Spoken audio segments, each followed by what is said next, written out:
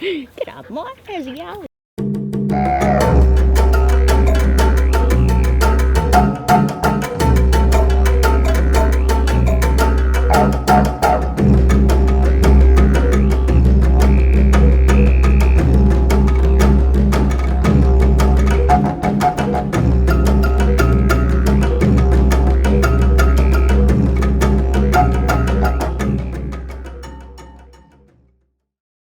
G'day guys, welcome back to the second episode of the Turd series. Now, what we're going to be doing today is talking about what behaviors we should expect from a dingo or a dingo hybrid. Also, why should we train? Good question. Now, Turbo, come on mate, come on. Now, once we figured out why we should train, what are we training and how are we going to do it? What do you reckon, mate? You going to say g'day to the folks? You going to say g'day? Yes, alright, let's rip into it guys. Come on mate. Hello. Sorry to interrupt this video, we have a quick word from our sponsor.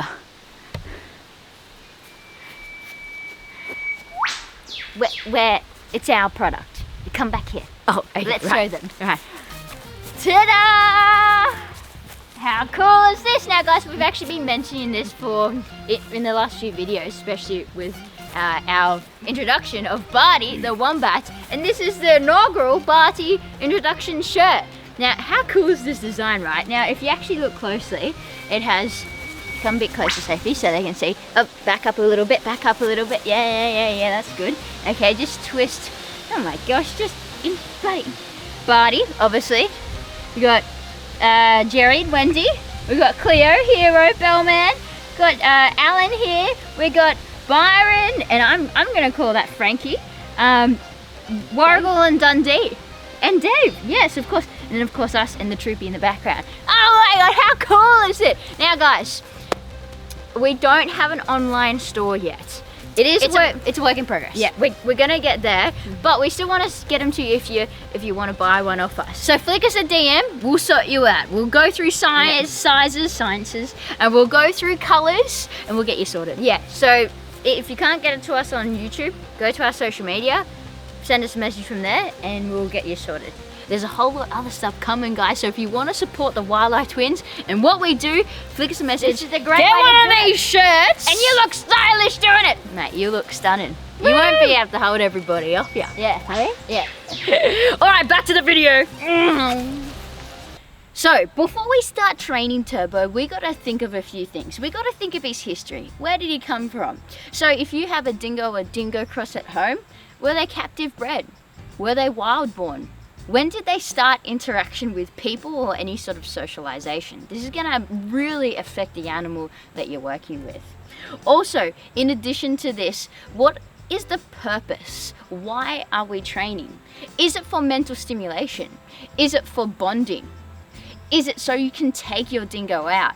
Now, look, at the end of the day, we got to remember that these guys, they're not dogs, they're dingoes. They're naturally timid and aloof by nature, and that is not a bad thing. It just is what they are. And yes, there could be some characters out there that aren't too timid and aloof. That's absolutely fine, that's brilliant.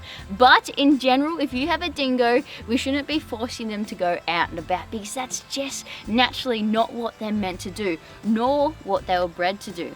These guys have been here for over 10,000 years as Australia as one of our apex predators, not one of our domesticated dogs. So why do I want to train Turbo? Well, here's my list of reasons. I want to train him so I can give him more mental enrichment and stimulation to make sure he's using that brain power for good and not bad. I want to improve our bonding. I want to improve our communication system. And I want to also see how smart he can be. Now also, he is a dingo who does get timid in high distraction areas where there's new people. That's just his character, and I would like to try and improve that. Now in saying that, I'm going to improve it, but I don't think that I'm going to completely get rid of it, and that is okay, isn't it, Ted? Now, no matter what goal you have for you and your animal, it's really, really beneficial if you set up a bit of a training area. This area should be known to the animal and really low in distraction. So you may have to go into a different room, set up some barriers so distractions can't come in, especially if we have a few other canines that like to push through the gate. And also, I've got a bit of equipment here on the wall. It makes it super easier for us. So then once Turbo gets really confident with a certain exercise here, we can start to go into high distraction areas. But he knows that behavior, he feels confident doing that behavior, and he also enjoys working with me. Having this low distraction area gives me that time for those training sessions, 5 minutes may I add, that's it, where I am purely focusing on him and he is purely focusing on me. So when working with Turbo, there's a couple of things that you'll need to know. Number one, lead. Now, leads are really important when working with all sorts of animals. We don't want this. We don't want constant pressure. Now, I commonly use this. This is a slip lead. There's a couple of reasons why I use a slip lead. Number one, it's easy to use. And number two, if he does freak out and try and slip his lead, it's going to be really hard for him to do that. Okay, now that's just what I like to use. Now, in saying that, when we do use the leads are great tools, by the way, people. You can even use them in your low distraction training area if you have one at home. Now, if I'm out and about, what I'm trying to work towards is always getting a loose lead. So a lead like this with a bit of a loop in it where he's not pulling on it all the time. So let's say I chuck this on Turbo here. I really want to be holding my lead nice and loose. No pressure, because tension creates tension. And if I am constantly holding the lead like that, he's going to be building more anxiety, building a bit more stress. And these guys, well, as I said to you, they are timid and aloof by nature. So releasing that pressure is going to be really, really beneficial. Now, something else that I want to make sure I have is a marking word or a marking cue or a conditioned response of some sort. Whatever you want to call it, we don't have to get technical. Now, I actually have two. Now, don't hate on me if you're an animal trainer, this is how I like to do it. I have what I call a formal marking or bridging term, which is my clicker, and then I have an informal marker, which I use is yes. Now, both of these are conditioned with food or the highest motivation for that animal. So with Turbo today, I've actually got Frankfurt, what I call McDonald's. Now, I don't do these training sessions or loading sessions after he's had his dinner. He's got to be hungry, he's got to want it. And what I want to do is pair this food with that marker. Now, it doesn't matter what that marker is, whatever suits you. Notice that these two markers that I use are really short and sharp. So for example, let's condition this clicker. Now, secret, Turbo is already conditioned to the clicker, but let's just do it. So I'm going to actually take this dude away because I don't want him associating the clicker with that. Now, I've got my food, I've got my clicker. I want to pay this within 1 second of showing that marker. Now, I do this a bunch of times until he hears the click and he actually shows off that he thinks he's going to get a food reward. Now, he doesn't have to be in a sit position, he doesn't have to be in a drop position. As long as he's not doing anything bad, that's all I want. All I'm doing is pairing this with this. Easy. Now, there are two other main words that I do use with Turbo. One is his name to draw his attention, but also I use a vocal correction word to tell him that he's not doing the right thing. Now, this does depend on the area and the scenario and of course what he's doing. Now, remember guys, there's 1,000 different things that you can work on that will probably be extremely beneficial for you and your dingo. But I'm going to give you a few examples right here today that I suggest you should work on. Now, a couple of things, remember, be prepared, have a treat pouch or something that's going to be easy for you and you have a really highly palatable food, something probably wet and moist. We got that, we're sorted. Now, first of all, dingoes, remember, they're not domesticated, so something that we want to work on is actually eye contact. They tend to check out a lot, so teaching them that eye contact is a good thing, not a bad thing, That's really important. It's a behavior that I mark and reward a lot, but we're actually going to start it here today. Now, I've got Turbo. He's not on lead at the moment. I've got my treat, so let's start to do this exercise. What I'm going to teach him is to do an automatic sit just to start off with. We also call this what we call a say please. Turbo, you ready, mate? Now I'm going to get him up and using my lure and a bit of body language, yes. As I put a bit of pressure into him, I'm going to mark him when he puts his bum on the deck, then pay him a food reward. Turbo.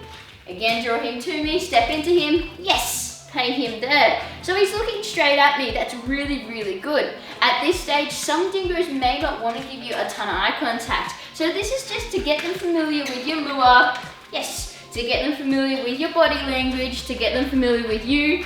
All right, just a bit of a warm up, yes. And as you get better, use less and less of that food lure. So Turbo. Yes. Turbo is a boy, he's a bit lazy. He does tend to drop quite often because, well, you can't be bothered to sit all the time, can't you, mate? Hey? Now, once we've got that sorted, we're actually going to move on to the second part of the exercise where it's called the T exercise. I'm going to grab 2 treats in my hand. The animal is going to be in front of me and I'm going to bring my hands out like a T. Now I can actually make it smaller if that's too hard, and what I want is the animal to look across to both hands over and over again until they look at me in the face and I'm going to say yes and then bring the reward to them. When I bring the reward to the animal, I'm going to pay them in what we call our line of sight. So imagine if there's a line going from my eyes to Turbo's eyes, I want to pay on that line. Let's have a bit of a go. So Turbo, gonna bring him up for a little bit here. He's done an automatic sit. Yes, let's just pay that, that's good. Get my food rewards out, here they are, out to the side. Yes, very good, buddy. And because that was so quick, good boy. I'm just gonna give him a pat and a bit of a good boy as well.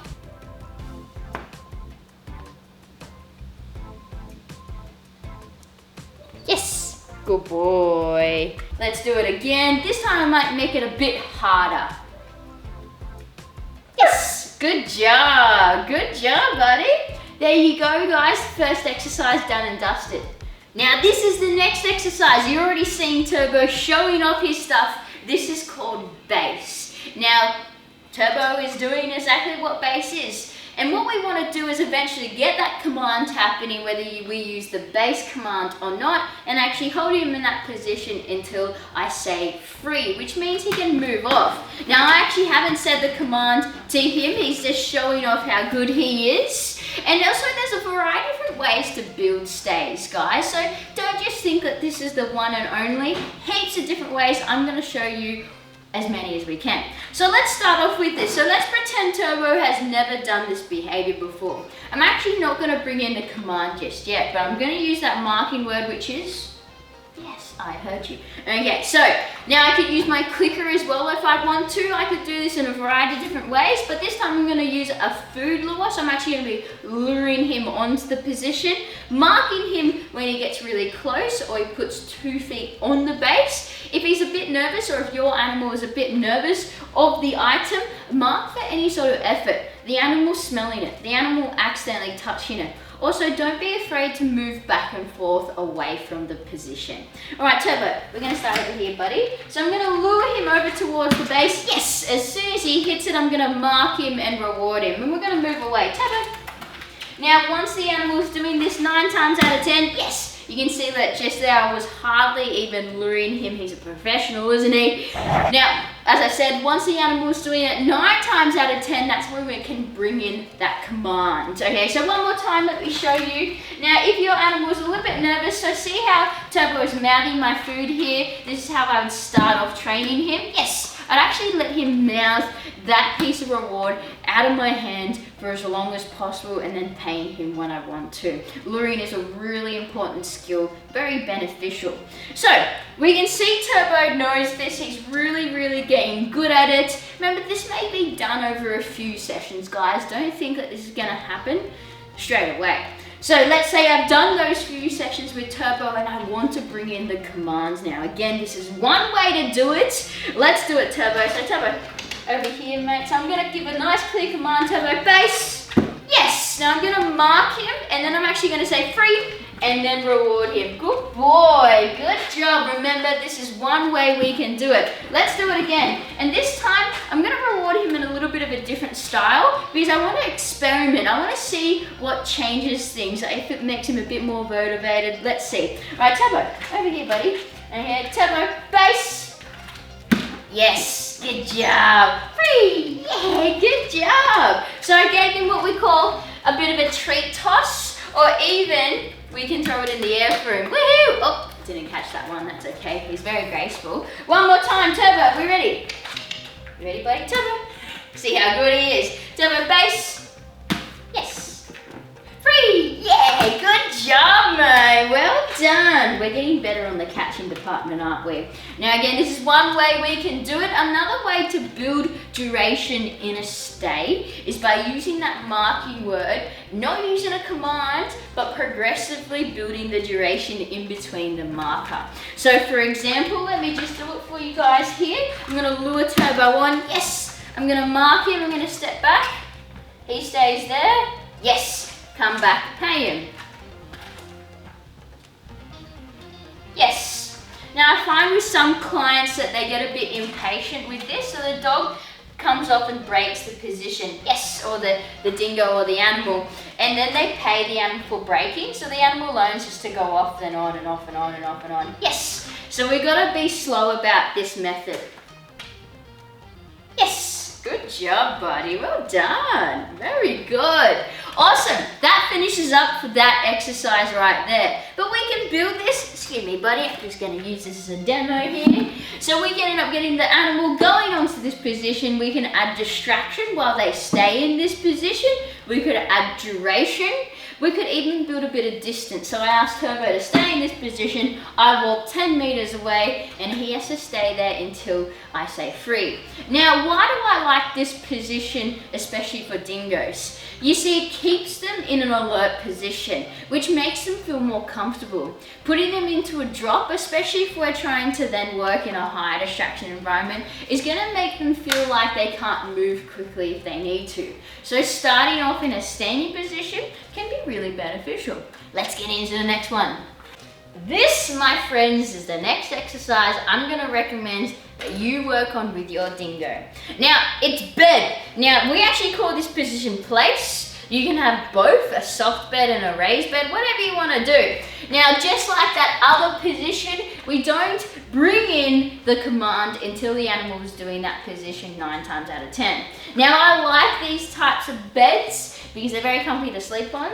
But also, they're really easy for the animal to distinguish from here to here. So it's really clear. Now this one, she's a bit crooked, but aren't we all? You know, it's gonna do the trick. Look at Turbo, he loves the bed. Now, how do we start this? We've got our marking word. It's a fresh new day, a fresh new training session. And we're gonna start away from the bed using that marking word. Now eventually, as I say this command, which my commands will be place, for this, but again, you choose what command you like. I want the animal to lay down. I don't want him to sit, I don't want him to stand. I want place to mean I go over to this thing and I lay down. Okay? Now there's reason for that and we'll talk about that later. So Turbo, we're gonna start over here, buddy. Come on, mate. Alright, now we're gonna go back onto the bed. Awesome. Now we can pay him here if we need to, but Turbo, I know he can do this, so I'm not gonna pay him there. Yes, you can see he's automatically displaying the drop because I've worked on it before. Now I'm gonna get him to go back over there. All right, just a bit of a treat toss, send him away, come back to this position. Treat tossing is really good to move the dog a bit more. A dingo. Yes. Good job. And we just do this on repeat. We're just marking once he hits that deck. Now remember, you might have a dingo or animal which is a bit nervous to do this or, you know, sniff this new position here. So if that's the case, mark for any sort of effort or looking towards the item or smelling. Move away, come back. You never know what will happen if you move away from the item, okay? So you can see Turbo's being a bit stagnant here. So because I know he can do this and he's just sort of, I think he's waiting for a free reward. He's pretty sneaky and that's because I know this animal. I'm gonna move away, and come back. And see, we've freed it up now. So from here, I could use a lure. Now, if you're up to phasing out this lure and you want the animal to stay here, watch this. I'm gonna do this in slow-mo. Stand up straight, yes! Hey, there, and that's it. Okay, one more time. Let's do that like I'm teaching you guys with a fresh dingo. Come on, Ted. Okay, going up to the place, using my lure, luring into a sit position, luring into a drop position, standing up straight, yes, marking, rewarding, that's it. Because we want to start to phase out our food lure. It's as simple as that. Now, once again, just like base, once that animal's doing it 9 times out of 10, it may take a few sessions, yes.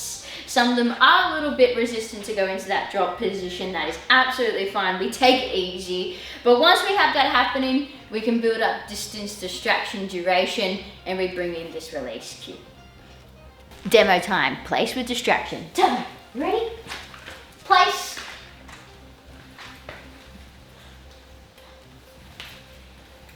Yes. Thank you.